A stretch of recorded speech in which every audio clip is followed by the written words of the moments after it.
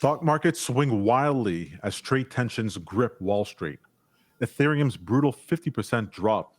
Why is it stuck in the mud? And bright spots remain where traders are finding opportunities. All this and more on today's After Hours.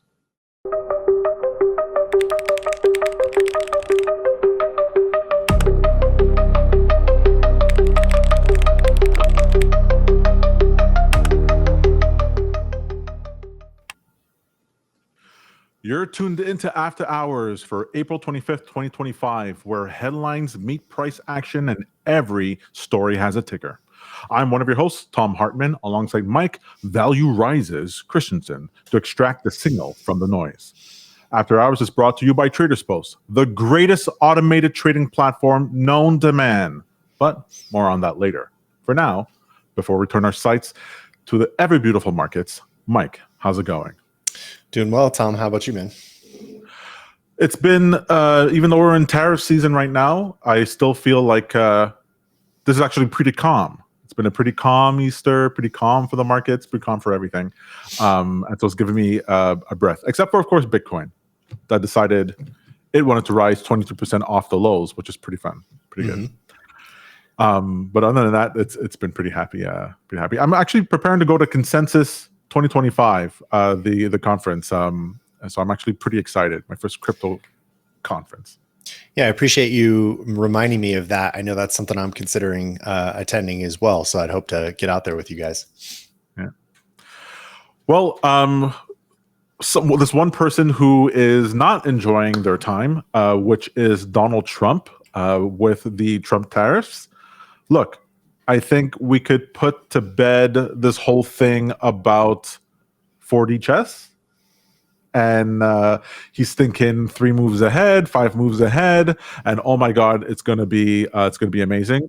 I think it's clear, just like how Donald Trump speaks, it is flying by the seat of his pants, which is fine. There's a way of going about doing that. There's a intuitiveness you can do, but the markets clearly are not buying now that he's going to stick with the tariffs, right? We had this huge rally off the lows, where, for all intents and purposes, we should have seen the market go off a cliff, and it rebounded from there. I'm curious. I know you were trading this period of the rally. Were you long or short, or what happened here? Mostly short through this period because the overall trend is still a pretty bearish trend from the all-time high. But that bull candle really set me back a little bit and kind of pushed me in a different direction. We started to cross over some shorter term moving averages, and I started to reverse some of my sentiment. So even today, I was more long than I was short. Yeah, in that interview you did recently that was just actually is going to be dropping soon on Traders Post with Tyler Gattel. When he was saying that he was fully long as well, I was like, okay, like all of us are going long. I was long Bitcoin, you're long Nasdaq, he's long his markets. I feel pretty good when the people that are around me are also in the same direction. That said, and we can pull up some charts for technical analysis, I'm not entirely convinced we're out of the woods yet. We have some we have some resistance zones to test on both the S&P 500 as well as Nasdaq before I feel like we're out of the woods and we're more back in bullish territory. If we see a bigger pullback from some of these key resistance zones, that could spell the sign of a reversal and a much deeper downturn from here. The tariff situation definitely has me pretty concerned, especially around the second and third and fourth order impacts that are going to occur throughout the entire supply chain industry, which we haven't even felt yet. Supply chains in general take time to really see the effect from. And the number of small businesses that rely on imports as part of their business and their intermediary imports are really high. And I just think that there's a lot that we haven't even seen yet from the tariff chaos that we've been experiencing over this last month and a half or so. Yeah, what I'm having difficulty wrapping my head around is this idea that there's a full case you can make for the bullishness of the tariffs overall, even just over the economy of the United States, and there's a whole other case that it could bring the world into a global depression. Like, I hear both, and I'm convinced of both. So I just wanted to actually play this clip from Jeffrey Sachs, who was speaking at a diplomacy forum, speaking about Trump's position on tariffs, because I found it very compelling, and I'm curious if you will too. Let me just pull it up here. If you take your credit card and you go shopping and you run up a large credit card debt, you're running a trade deficit with all those shops. Now, it would be pretty strange if you then blamed all the shop owners for having sold you all those things. You're ripping me off, you're ripping me off, you're ripping me off, I'm running a trade deficit. That is the level of understanding of the President of the United States. The trade deficit does not represent at all trade policies. It represents spending relative to production or earnings. We call that an identity. I teach it in the second day of my course in international monetary economics. Trump never made it to the second day. So he says, you're running a trade deficit. Look, they're all cheating me. But all that's happening is the United States is outspending its national income. And you can look at the national income chart. You can add up consumption and investment and government spending, and you could subtract off gross national product. And lo and behold, what will that equal? Not approximately, exactly. That will equal the current account deficit, which is the comprehensive measure of how much you spend on goods and services versus how much you sell in goods and services. So the United States runs a current account deficit because it spends more than it produces. Why does it do that? We have a big credit card in the United States. It's called the national government. The US government spends about $2 trillion a year more. Okay, so then he goes on to explain how the United States spends and makes the whole case for deficits being bad. Here's the question I have, Mike, is this is how I sort of understand it. And the way that I understand it seems to be like how the markets actually work. In any other circumstance where it's not the world reserve currency that is being considered, yes, what they're saying is true. The deficit could be considered bad. But America, what it exports is dollars. The dollar is a thing, just like this person's oranges, and that's just like that country's chair, that is absolutely critical for the trade of the world. And the deficit is a way of having a more dollars go out that wouldn't have been created otherwise. So the United States gets to spend into debt because it's generating new dollars, and this is supposed to be good. And the trade-off is that the United States ends up exporting all their manufacturing abroad as other countries try to get more dollars from the United States. So this is the first time I've ever actually fully disagreed with Jeffrey Sachs in that, no, it's not like having a credit card. The credit card is this debt that you have to pay. The United States doesn't actually have to pay the debt, right? Am I wrong on that? The United States could just default on the debt and never have to pay it. I mean, defaulting on the debt would have incredibly negative consequences. So the credit card can continue to be used so long as there's faith in the US dollar. Correct. But it could be faith or force. It could be hey, you don't take our US dollar and you're going to cause us any problems, we're going to invade your country. Like that also is faith, right? And so as long as that still stands, the problem that Donald Trump is doing is that he's actually not honoring that agreement that, hey, you get to have the unlimited credit card as long as you protect the seas and you encourage trade worldwide. That's the problem, not the spending.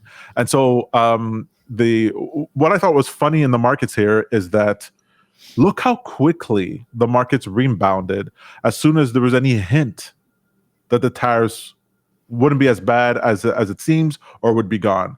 It just completely reversed, even though the uncertainty was still there. Well, I think the uncertainty is still there. We still have a 90-day delay before we know what where we go from here, correct? Yeah. So this volatility is being exacerbated by the options market within the space, which is something that I find that most retail traders, they don't pay attention to. They think of the fundamentals, they think about the macro, and they think, okay, this is what should happen. We have all this uncertainty. VIX is going up, we should be going down, and the exact opposite happens because you have the positioning that causes market makers and retail to chase the charts up. You have this gamut towards the upside, which means that it's totally possible. And I think you'll pull up a chart in a second here, Mike, to show the price move of Nasdaq heading up to the 200-day moving average. It's totally possible that we keep heading back up higher, maybe even overshoot that, and people will still be like, I don't understand what's happening. Like, how is the market up in this environment? Can we see that chart there for a second? Yeah, so this is a view of, actually, I'm going to pull up just the NASDAQ futures here. This is the current downtrend that I'm trying to keep track of that should give us a view of what looks like positive news as we break out of this linear channel here. But what I'm concerned about is this key resistance area around 21,000 or somewhere between 20,500 and 21,000. That resistance zone, I think, is going to tell us the rest of the picture as we sort of retrace into this what was previously support. If we see a pullback from this zone here, I think it spells a much bigger disaster, which kind of lines up with, the next 30 to 40 days of determining where the rest of tariffs start to unfold. I think there's a lot of untold story around the impact that tariffs have already had on small businesses and importers that rely heavily on imported goods. And we're going to see that story unfold over the next 40 to 90 days. Right. And so the option space is adding this volatility to the market that's given us these huge whipsaws. And what we're seeing there, like the fact that we bottomed on what you call it? It was Sell America, the Sell America trade. Yeah, this week we got the headline news around the Sell America trade, which was largely where we saw a lot of this downturn. But it was sort of this trifecta event between stocks being sold, the dollar being sold off, and of course the bond market all going down at the same time, which rarely ever happens. It's usually an inverse relationship between those. Typically, if you see a pullback in the markets, you would see a rise in the dollar. But in this case, we've seen all three sort of tumble at the same time. Right. And since we have but that sort of peak bad news happened exactly when we bottom and then we turn the other side, because you get the sellers get exhausted, and then as the price moves the other way, you have calls that go into the money. They end up becoming more valuable. People chase the calls to the upside for protection, for their short positions. Then you get, basically buyers in the market for the upside, calls for the market for the upside, gamma to the upside, and short covering. And then you get this huge bounce up. So I think it's totally possible that we actually overshoot that 200-day moving average and actually tip to all-time highs. I think it's like that it could just peak over there and then absolutely roll over. What's my proof? Bitcoin, right? Yeah, Bitcoin was at 74,000 just the other day. Peter, if you want to pull up my chart here, 74,000 just the other day. And let me hide some of these things. And we had a 22% move off the lows, 28% move off the lows, right? Mm-hmm. And this is over 20 days. I mean, no time at all. Why? Because all of the short positioning that was there that got built up over this down period, all the short position that got built up over here, then needs to cover, right? They get just liquidated, just get massively liquidated all the way up over here. And there was billions of dollars worth of position in short versus just millions of dollars worth position in long. And we've talked about this on After Hours a few times before. Like, when those positions are short, they have to at some point cover. There's no such thing as this position not covering because they need to buy back even just to capture their profits. They have to cover the position. And so you get this run up, you get this liquidation that runs forward, and then you get the market that goes up 30% in 20 days, which is unbelievable. And the number of people who thought that this was not possible, right? People are calling for 62,000. And we were on a couple of after hours ago, 62,000. That's like tough to get down there. Like that's not exactly like you're just projecting lower because we're headed lower. The likelihood is that we move up, and that's exactly what happened. And so I can expect a move just like this in equities. I think we just get a run up. We had covered a couple of those support zones on Bitcoin in previous episodes where I had called for the potential of, what was it? I was hoping for about 74K on Bitcoin, and that indeed ended up being the wick low on a couple of those days there. Now, the short squeeze on Bitcoin makes sense to me. I honestly think that we experienced most of the short squeeze in equities, though, already on April 9th. What are your thoughts on a continued sort of rebalancing of bears against bulls? Well, what happens is that the options market in the Bitcoin space isn't nearly as robust as inside of the equity space. Right. So what happens is that, let me just pull this up over here. What happens is that it's more straightforward in the Bitcoin space, the actual short positions in perpetual futures contracts, or even just, spot positions. And so it's very clear to be able to make out what's happening. And there's not much gamma because the Nasdaq is the Nasdaq and the options on the Nasdaq are the options on the Nasdaq, it's not spread out across multiple different exchanges like it is inside of the crypto space. And so, but options, the liquidations for crypto is linear, right? If there's $4 billion that needs to be bought back, it's $4 billion that needs to be bought back. Whereas in the equity space with the gamma, you can have people who end up actually making more money than the difference, the delta from the lows to the highs, because you have this asymmetrical payout on the option structure. And then those people, when they monetize those options, can then reinvest that money back into the position. So you get way more of a move, which is why you get more of these overshoots inside of equities than in Bitcoin, where you get literally, it'll move from VWAP to VWAP to VWAP to VWAP to support to support to support, almost like it's like a ping pong ball, whereas you get these swings with equities. And so it's all that's would really be required is that we're in a window of some sort of support, which is whenever we're not at quarterly expiration, we're in a window where there's going to be upward pressure on the price.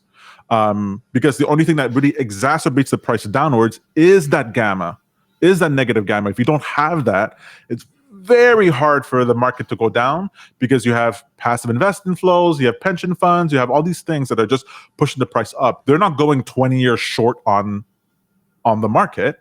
They're only going to go short-term short. And so you have the upward pressure. And what would be the max pain trade? Imagine we just tip into all-time highs and then floop, we head down in June, end of June, July, and we go down to make new lows. Like that would be the perfect pain trade.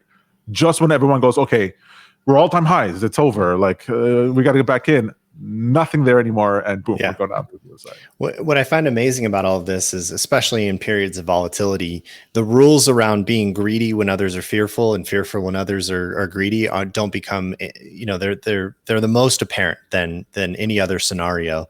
And I feel like we're in that zone now. It was very important to be very greedy during this recent bottom right around April 8th. That day would have been the perfect day, especially since we were all cued off by Trump himself on Truth Social saying now is a good time to buy. Thanks a lot for that, Trump. The other advantage, of course, is that support zone was fairly well established. And the next morning, it was one of the biggest bull candles I've seen in my entire career. I think that same thing could be held true, especially as we start to push up to these new highs, that we want to look for that zone where everybody feels like we're in the clear. To your point, especially if we start to see confirmation around those resistance zones that I'm concerned about, I'm going to be getting really short. Well, it's very nice to get when you get into retail trading or in the markets at all, you have to learn Fed speak. You got to learn how to read the reports. You have to learn how to read all those stuff to see if it's bullish or not. And then they change one word inside of the press release, and okay, we're going to be supportive for markets. Right. Whereas Donald Trump just says buy. There's like no hesitation, just like buy the markets. Him and his sons or whatever buy the markets, and you're like, okay, clear. I'm just buy the markets. The only bad guy is the guy who's causing the volatility. So if he says buy, all right, go ahead and buy. I guess we're doing that. Yeah. I feel like Trump has certainly more control over the markets right now than Powell does. And I guess what's interesting is there's still an expected pause, about a 92% probability of a pause on the May 7th meeting, and only about a 60% chance, or currently a 60% chance of finally getting a cut in June. So with that in mind, typically we'd want to see that kind of indication of rate cuts happen sooner rather than later. But with the extension of delays on rate cuts, I think those are potentially negative for equities as well for now as well, for a little bit more time. Maybe we get the rate cuts in September, October. Because they won't have any real. Well, no, I think the first cut we see is 18th of June. That'll be the first one, and then there will be slow cuts from that point forward. Wait, do you think it's 50 basis points or 25 basis points in June? 25 basis points in June. That's what's being priced in. Okay, yeah, 92%. That's being priced in. Okay, I have a poly market bet that says 50 basis points in May. I was really hoping this. I think we're still paused on May 7th. Yeah. One last thing I wanted to show here is from Tiro and Alpha. I know I talk a lot about the options market, but they're really like the goats when it comes to this sort of thing, them and Spot Gamma. And they put out a tweet a couple of hours ago saying that to watch the fade, over 71% of the S&P is currently trading lower. NVIDIA and Tesla are still trying to prop up the index, together accounting for about 30% of the remaining bullish momentum. Mm-hmm. And so when you're looking at the underlying dynamics of the market, both in option positioning and in distribution, performance distribution, you really get a sense of, hey, the ice is cracking underneath my feet. Like, you don't wait till it breaks. You go, click, click, okay, get off the ice. So like, now, like for the trade, this is where I would start to look for discounts in put premium and start to accumulate puts for the next 3 months, expecting a downdraft, which I think could very well come. And like you said, could easily go to a lower low. Which would I'm anticipating at this point. So even if there are some interesting value buys at the moment, as the market has pulled back significantly to start, tripping off all kinds of indication that there are some interesting buys, I would still prefer to dollar cost average over the next 6 to 12 months, because there could be a lower low, which creates even more opportunity there. And isn't that the beautiful retail trade? You use this information, you buy puts if you're going to be buying puts, 3-month puts, and then, or you roll, weekly puts, whatever it is, and based on market news, and then every dip you buy, and then you're the guy who bought, the lower end of the dip from the .com lows to the GFC lows, and you just really had just up years, while even as the market was ranging. Like, that is using this knowledge in the right way, and you can automate this.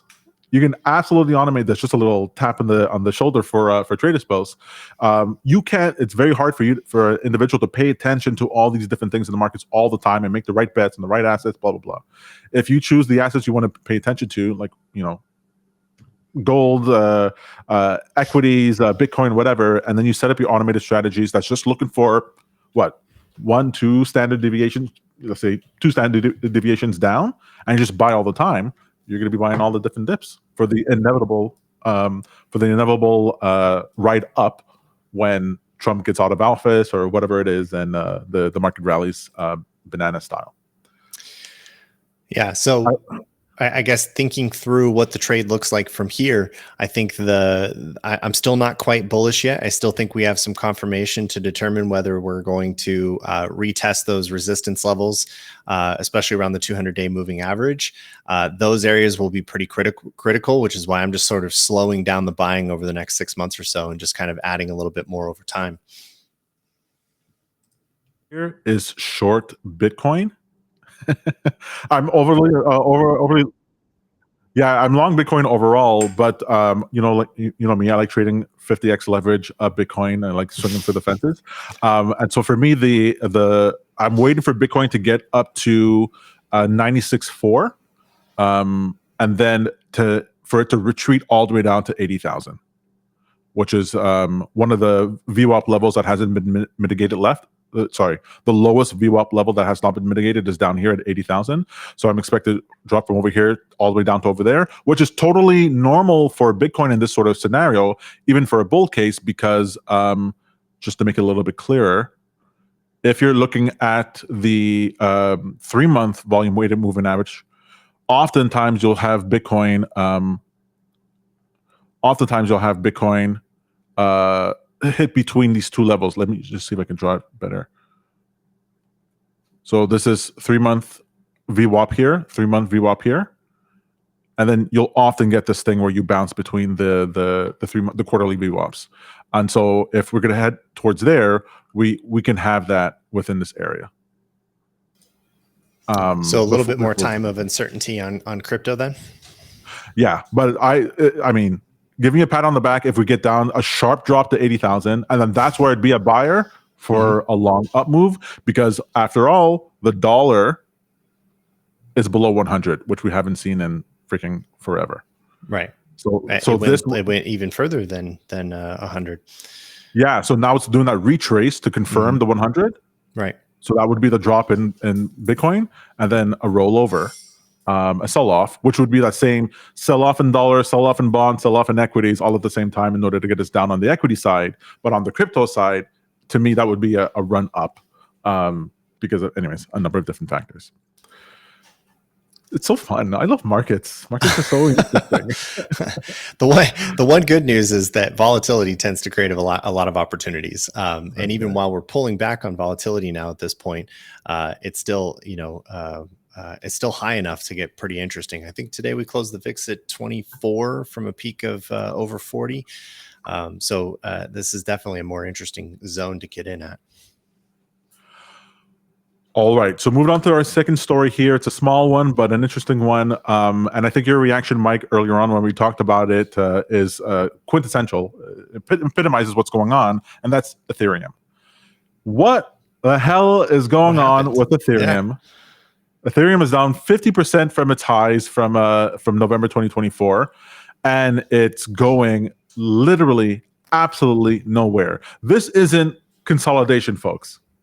That's not what this is. This is no, hey, let's see this on a logarithmic chart and see that, well, we're really just inside of a channel and we're going to bounce from over here. I've been hearing all that all over the social media sphere when I look for Ethereum.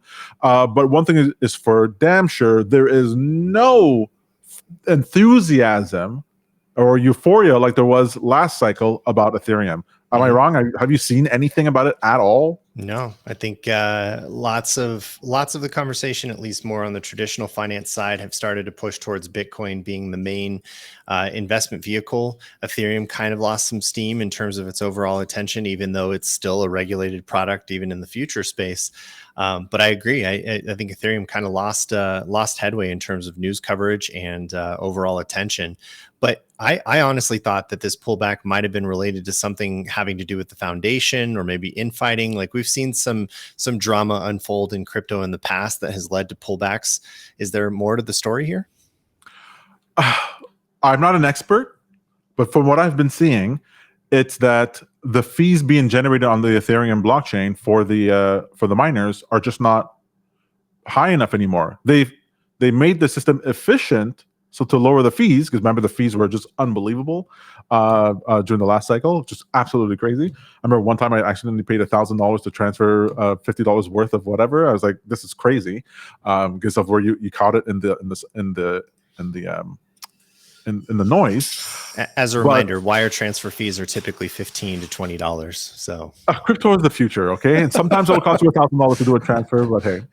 But when you lower the fees, well, then the incentive for the people participating in the space to generate those fees are lower. Like I was transferring Ethereum the other day, and it was like, what? I think I paid $1. Like that's not exciting for those people, the miners in that space, and so that moves away. You have the meme coin market. Like who's going to Ethereum now for their meme coins? You go to Solana for your meme coins. The whole thing is cheaper, it's faster, and that's where all the fun is, the pumped up fun is. So that's gone from the Ethereum network. And then you have all kinds of people who are sitting on 50 ETH NFTs and like all kinds of crazy things that they bought inside of the Ethereum space, all these tokens that are not worth anything. Some of these, there's not even any liquidity that you could even sell it for the peanuts that your wallet says they're even worth. You could even sell it if you wanted to. And so for that, I'm seeing all kinds of problems. But then there's the whole thing of like, Ethereum admitted that they need liquid staking. That you need to be able to stake your ETH, but be able to not have it locked.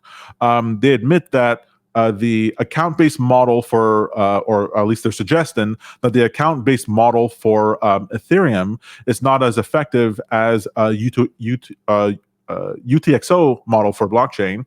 By the way, Cardano has UTXO, which is an expanded version of Bitcoin. They're seeing that as a possible thing that needs to be made valuable. The killer apps that people were expecting, that the whole banking system would be transferred to the Ethereum blockchain. Excuse me, that's not happening. Right? It was always 6 months away. 6 months away. Wave of money 6 months away coming for Ethereum. That's all gone.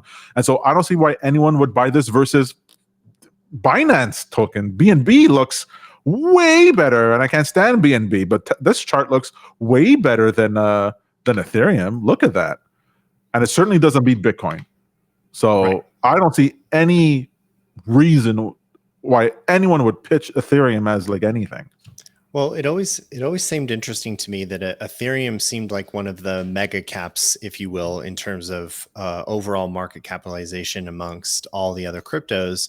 But this pullback with Ethereum seems to be in line with the pullback we're seeing across all of the alts. So it's almost as if Ethereum has no longer taken its typical position of being a mega cap and has now been treated like all the rest of the alts. It was never actually a blue chip crypto. I just want to get that out there. I'm not saying Mike's saying this. I'm saying this. Ethereum, even as it was ripping to all-time highs, was never actually anything other than a meme coin, just like everything else. It's not going to be used as a foundation for a new financial future. But there are coins that, okay, Cardano, we all know, is wonderful. We all agree. We all have Cardano tattoos. It's a fantastic solution. But Monero, right? What was that? XMR?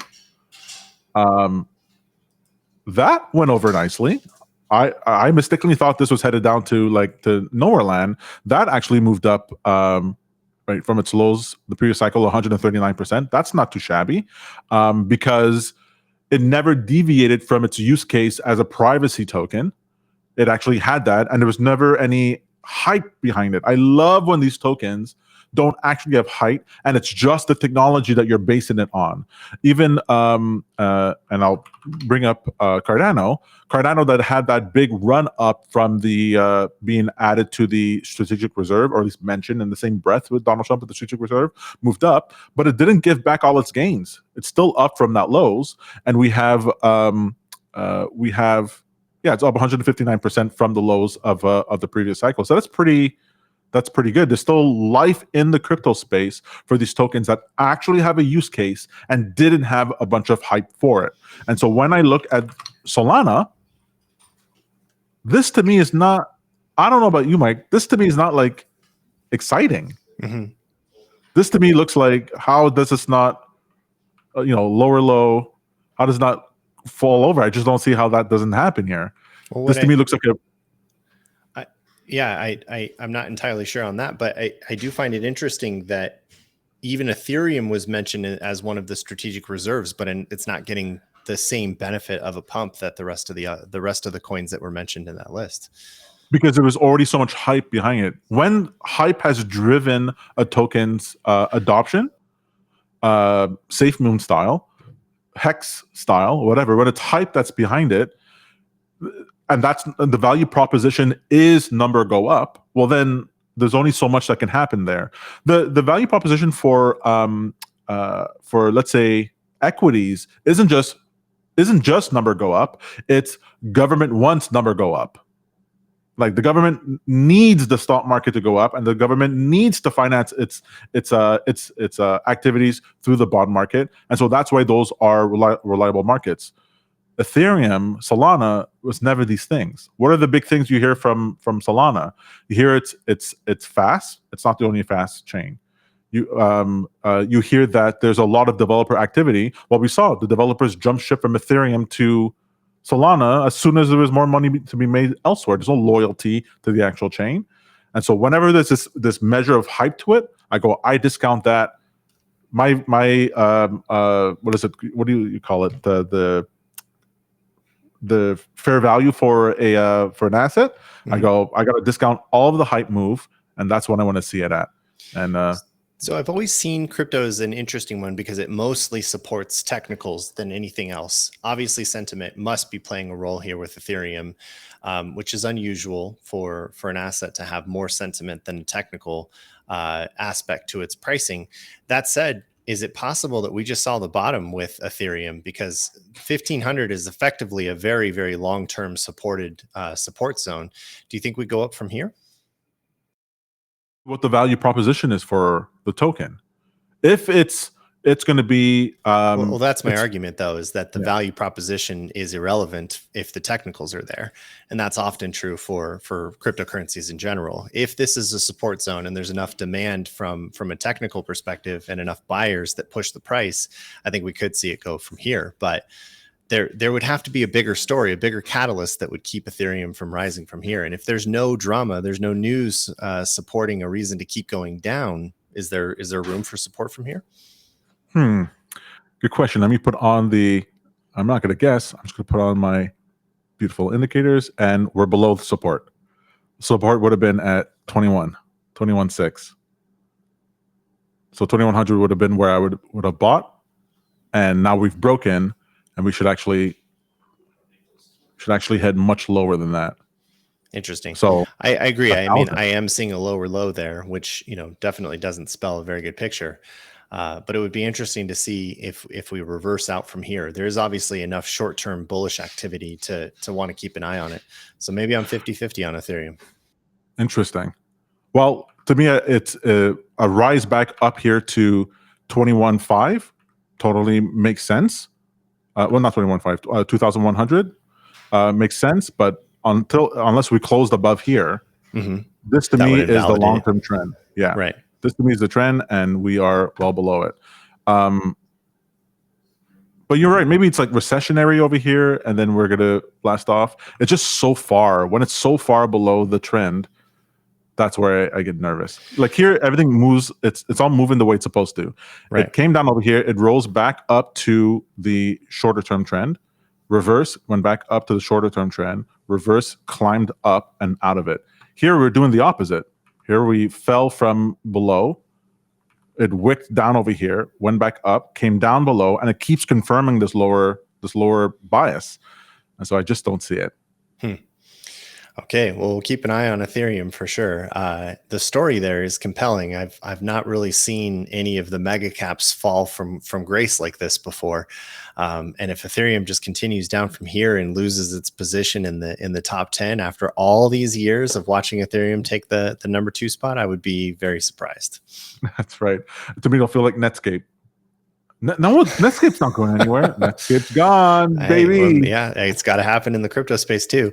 I mean, this is, of course, what happened early on. I mean, I was watching coin market cap rankings since 2015, 2016, and there are all kinds of cryptos there that don't even exist anymore. But Ethereum has been a long-term player. So, yeah, maybe it's the first Netscape. We'll see. All right. I do want to get, Mike, you have an eye for picking out. I mean, if you want meme stocks, Mike's got you covered. You get to pick these things that interesting things are happening underneath the hood, and you surface tickers I've never heard before that look interesting, either to the upside or to the downside. I gotta know, is there anything on your radar these last few days that are interesting to you? Yeah, sure. We'll pick up a couple of the more recent signals. Obviously, this overall pullback in equities has revealed many very interesting value buys, as many of these companies are effectively automatically penalized, especially when they're mega caps or they're listed with with an ETF. They kind of all have to be sold as part of the overall pullback.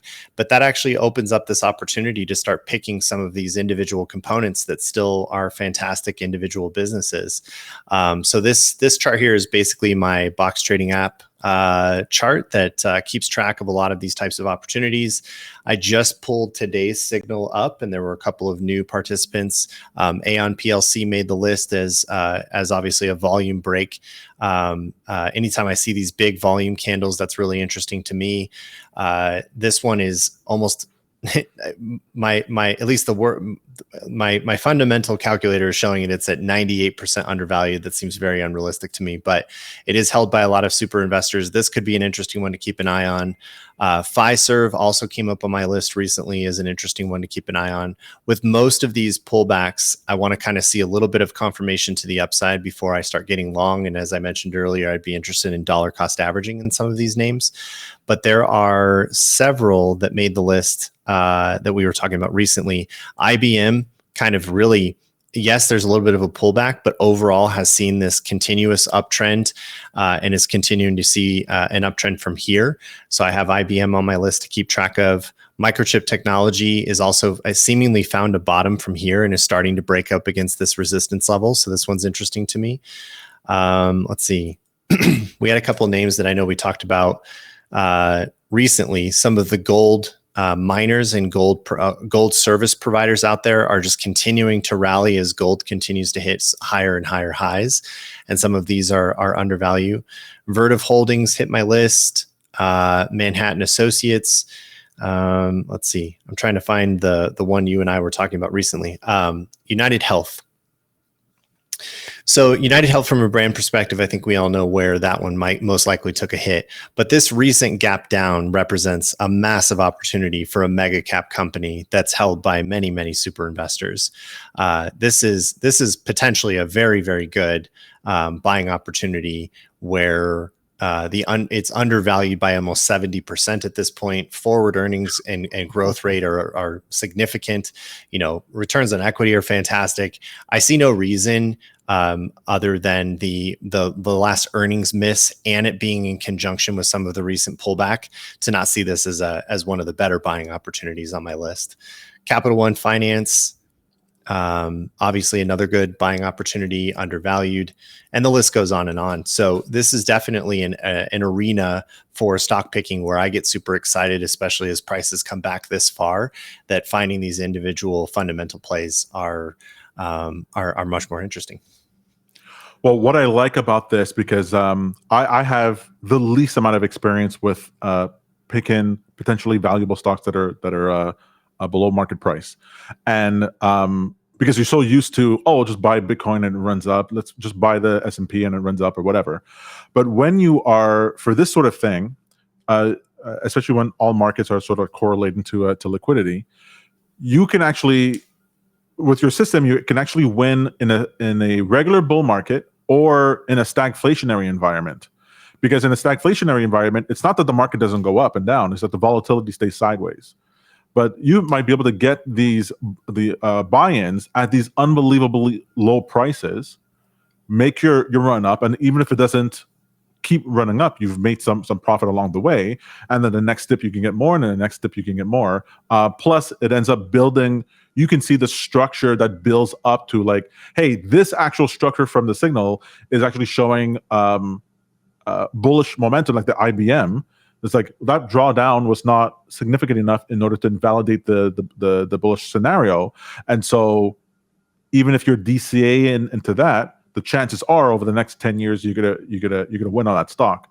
And people will do this, like people will add a Chrome extension to their or use ChatGPT or whatever to monitor prices for items they want to buy on Amazon or wishlist or whatever, or video games or whatever it is, wishlist, but they won't do it for stocks. It's like, no. When the stock is 50% off, that you want it this whole time, that you're biting your nails, should I buy it at all-time highs? This is the time you want to be buying it. It's the same thing. It's just the UnitedHealth is not any worse off than it was before, or rather, they're not going to suddenly disappear. So if you're going to take a bet, go ahead and take these bets. My thoughts exactly. Anytime mega caps are on sale, I always get interested. Yeah. So I'm going to be bugging you for more of those for the next weeks, because I mean, sometimes you pick a thing and you show the chart and you're like, this has to be a crypto token, and we're not getting that in the crypto space. So let's get it in the stock space, man. I think we talked about one recently. Was it Celestia? Well, you showed Celestia. Show me some gold mining stocks. You sold let me. Let me show you Celestia. So Celestia came up on my list. What was it, back in May last year for the first time, and this one has just gone incredibly high since then. I mean, just its overall run from 2022 has been fantastic. But even since May, when the signal first came through on this one, it had hit 100. It was up 178% over a little less than a year. So there are definitely some interesting buys, especially in this area. But Celestia represents a correlation to the rest of this pullback as well. It came back and hit this support zone around 65 and could very well continue on from here for another 100% gain. So if you were in at effectively this long-term VWAP, you're already up, about 50% at this point. So if you're looking for the yeah, exactly. If you're looking for another, we'll call this an altcoin stock pick, if you will. If you want to compare it to the crypto market, this one moves really fast. That's right. And this is that's a trader's chart. That is what a trader's chart looks like, a healthy trader's chart, versus some of the things I do, which you're like, Tom, why did you ever take that trade? Which I totally understand. All right. Before we head off to the market minutes, let's go ahead and just hear a word from our sponsors. Ask yourself this. Are you making trading harder than it needs to be? If you're trading manually or still coding just to connect to your broker, yeah, it's time to upgrade. Traders Post lets you automate trades using signals from tools like TradingView or TrendSpider or even your own custom setup. It works with brokers like TradeStation, Tradeovate, Coinbase, and a bunch more. I've been using it myself, and getting started was smooth. The platform's clean, setup's quick, and once it's running, it just works. And when you're ready to scale, more strategies, prop firms, or sharing signals with your community, Traders Post handles it. It's built to grow with you.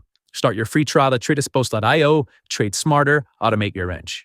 All right, so just a couple of points, some market minute news, stuff that happened over the last week that you just want to keep on your radar. One, gold did hit a new all-time high. It spiked to $3,500 per ounce before pulling back. It's reflecting a safe haven demand amid tariff uncertainty. The pullback that we're seeing right now might be a good buying opportunity for gold, because if the dollar's headed lower, you can bet your britches gold is going to go higher still. As Mike mentioned before, the VIX did spike above 40, measure of market volatility, and is signaling some uncertainty still in the market. The dollar weakens pretty dramatically below 100. It was sitting at 99.13 at the time of this writing. Bitcoin ETF see record inflows. We didn't even get a chance to take a look at MSTR and how much that stock moved up. I think it moved up 50% off the lows, where Bitcoin moved up 28%, living up to its dream of being a leverage play on Bitcoin. Solana also gained some traction. It surged alongside Bitcoin with some announcements of adoption and its inclusion within the strategic reserve. Some meme coins have rallied about 15%, although a 15% rally in meme coins, Mike, I'm not sure is much to write home about.